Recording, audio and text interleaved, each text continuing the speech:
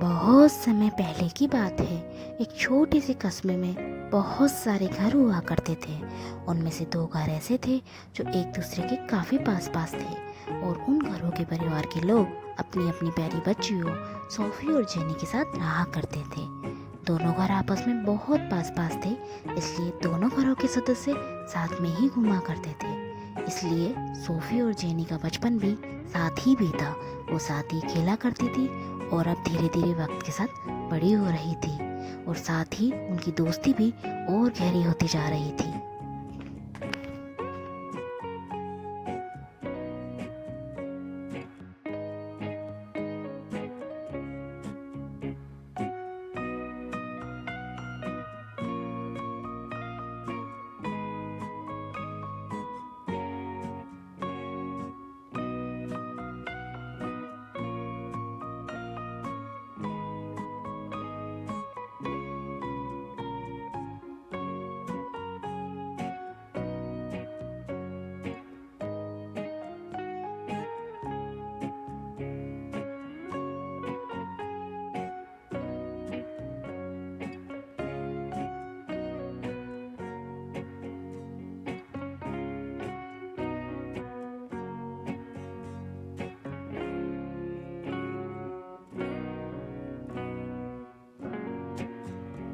और अब साथ खेलते खेलते दोनों सहेलियां सोफी और जेनी पूरे 10 साल की हो गई थी और पहले से ज़्यादा बड़ी और समझदार भी हो गई थी। सोफी जिसकी भूरी आंखें थी और भूरे बाल थे, जेनी जिसकी नीली आंखें थी और सुनहरे बाल थे। सोफी और जेनी दोनों को ही गाना गाना बहुत अच्छा लगता था। एक दिन जब दोनों गार्डन में घूम रही थी तो जेनी ने सोफी से कहा, देखो सोफी, कितना प्यारा मौसम हो रहा है, क्या तुम मेरे साथ एक गाना गाओगी? इस पर सोफी बोलती है, बिल्कुल, आज वाकई में बहुत प्यारा मौसम है, हम दोनों साथ में एक बहुत अच्छा गाना गाएंगे। इसके बाद दोनों एक साथ प्यारा सा गाना गाने लगती हैं। ये प्यारी प्यारी सी हवाएं, ये प्यारी प्यारी सी घटाएं, ये प्यारी प्यारी सी हवाएं, ये प्यारी प्यारी सी घटाएं, ये सुंदर से जो नजारे, ये आए कहाँ से कोई बताए, ये सुंदर से जो नजारे, ये आए कहाँ से कोई बताए, ये प्यारी प्यारी सी हवाएं, ये प्यारी प्यारी सी घटाएं, ये प्यारी प्यारी सी हवाएं, ये प्यारी प्यारी सी घटाएं, ये पेड़ तितलियाँ और पंछी गाते हैं क्या कोई बताए, ये पेड़ तितलियाँ और पंछी गाते हैं क्या कोई बताए, ये प्यारी प्यारी सी हवाएं, ये प्यारी प्यारी सी घटाएं, ये सुंदर से जो नजारे, ये आए कहाँ से कोई बताए। और बस वो गाना गा ही रही थी, उन्होंने देखा कि कुछ तितलियां उनके आसपास उड़ रही हैं, जैसे वो भी उनके साथ गा रही हों, उनके साथ खेल रही हों। तभी जेनी सोफी से कहती है, सोफी देखो, ये तितलियां हमारे आसपास ही उड़ रही हैं, ये हमसे बिल्कुल भी नहीं डर रही हैं, जैसे हमें जानती हो। फिर सोफी कहती है, तुम बिल्कुल सही कह रही हो जेनी, ये तितलियां हमारे आसपास ही उड़ रही हैं, जैसे हमसे कुछ कहना चाहती हो। फिर जेनी कहती है, चलो इनका पीछा करते हैं सोफी, देखते हैं ये कहाँ जाती हैं।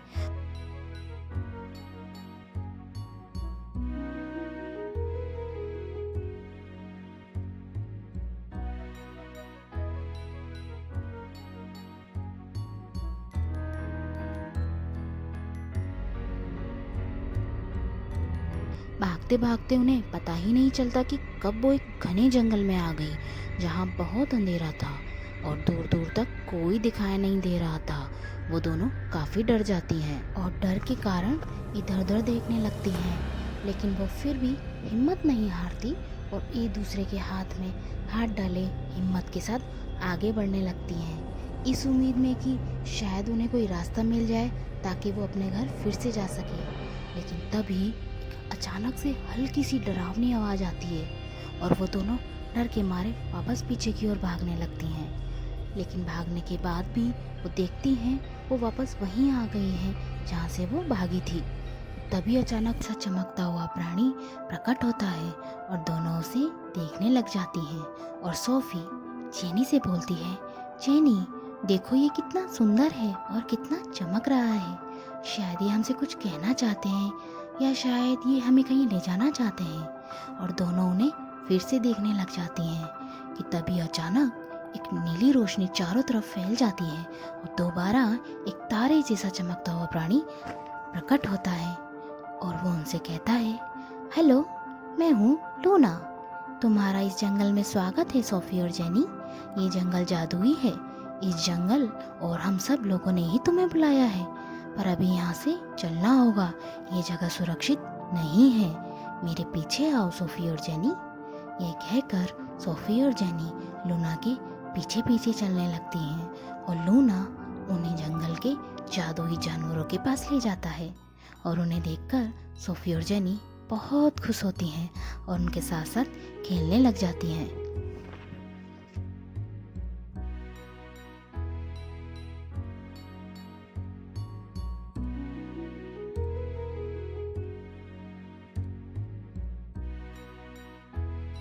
और जब सोफी और जेनी रात होने पर भी घर वापस नहीं आती तो उनके मम्मी पापा को उनकी चिंता होने लगती है और वो सब रात को ही उनको ढूंढने निकल जाते हैं। पर सब जगह ढूंढने पर भी वो दोनों उनको कहीं नहीं मिल रही थी। इसलिए वो लोग घने जंगल में भी उनको ढूंढने चले जाते हैं और उन्हें बहुत आवाज़ें लगाते हैं, सोफ़ी जेनी तुम कहाँ हो। पर सोफ़ी और जेनी कहीं नहीं मिलती, ना उनकी कोई आवाज़ आती है। सभी लोग रात भर जंगल में ही इस उम्मीद में उन्हें ढूंढते रहते हैं कि शायद उनका कुछ पता चल जाए, पर उनका कुछ पता नहीं चलता है। और अब जंगल के सभी जानवर उन्हें बताते हैं कि आज से 10 साल पहले वो कितने खुश थे और वो 10 साल उनकी ज़िंदगी के सबसे प्यारे दिन थे। वो सब साथ में बिना किसी डर के रहा करते थे, बिना किसी डर के खेला करते थे। जंगल का हर दिन खुशहाली से भरा रहता था।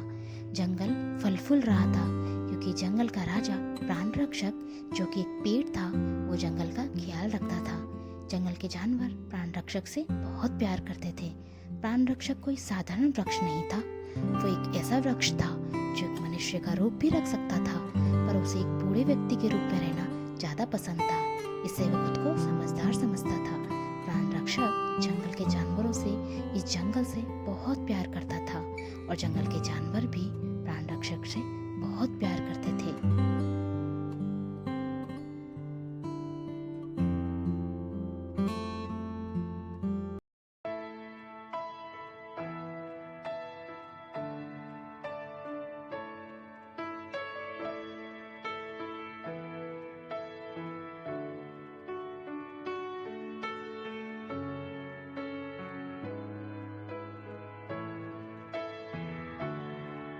सब कुछ बहुत अच्छा चल रहा था। जंगल आबाद था और बहुत खुश भी। सुबह सूरज की रोशनी से नहाने वाला और रात को जुगनों की रोशनी से चारों तरफ से घिरा रहने वाला जंगल अब धीरे धीरे से एक काले जादू में समाने लगा, जैसे जंगल में कोई काला साया आया हो।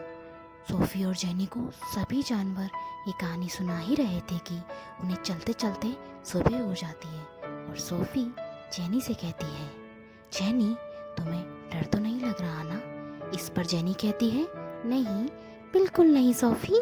इस पर सोफी कहती है, तुम कभी मत डरना, मैं हमेशा तुम्हारे साथ ही हूँ, हर हाल में हर वक्त। इस पर जेनी कहती है, सोफी मैं भी हमेशा तुम्हारे साथ हूँ, हर समय।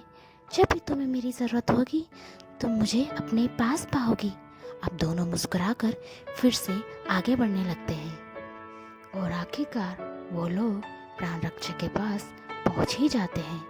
प्राण रक्षक बहुत ही गहरी नींद में सोया था और सोफी और जेनी उसे देखकर बहुत दुखी होती हैं। इस पर जंगल के जानवर कहते हैं कि तुम नहीं देख पा रही हो, पर हम देख सकते हैं कि प्राण रक्षक इंसानी रूप में है और इस वक्त बहुत उदास है। और अब जंगल के जानवर उनसे कहते हैं कि प्राण रक्षक को जगाने का एक ही तरीका है और वो है गाना।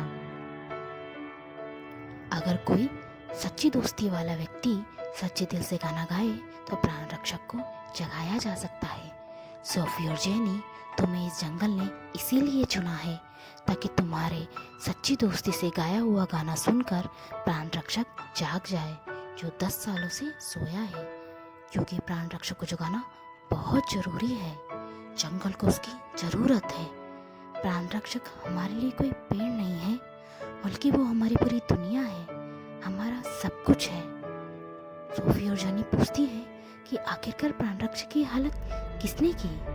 इस पर सोफी और जेनी को जंगल के जानवर बताते हैं प्राण रक्षक को इस हाल में जादूगरनी विनाशिका ने पहुंचाया है। जादूगरनी विनाशिका ने प्राण रक्षक को गहरी नींद में सुला दिया था, क्योंकि जादूगरनी विनाशिका और प्राण रक्षक की बहुत ही खतरनाक लड़ाई हुई थी और जादूगरनी विनाशिका ने प्राण रक्षक को बहुत ही गहरी नींद में सुला दिया। जादूगरनी विनाशिका बहुत ही खतरनाक जादूगरनी है जो पूरे जंगल पे राज करना चाहती है और अपना काला जादू पूरे जंगल पे फैलाना चाहती है, लेकिन अब वो अभी अपने इस काम में सफल नहीं हो पाई है। लेकिन ऐसा करने के लिए उन्हें प्राण रक्षक के पास जो शक्तियाँ हैं उसकी ज़रूरत है। तो दोस्तों, इस कहानी से हमें ये सीख मिलती है कि सच्चे दोस्त हर अच्छे बुरे वक्त में साथ देते हैं और सही सलाह भी देते हैं। वो हमें गलत काम करने से रोकते हैं और अच्छे कामों में हमेशा इनकरेज करते हैं। एक सच्ची दोस्ती विश्वास और निस्वार्थ भाव पर ही टिकी होती है। अगर आपको मेरी कहानी पसंद आई हो तो चैनल को सब्सक्राइब जरूर करें और वीडियो को शेयर करना ना भूलें और लाइक करें। आपसे अगले पार्ट में सोफी और जेनी के साथ फिर मुलाकात होगी। तब तक के लिए खुश रहिए, अपना ध्यान रखिए। Bye bye.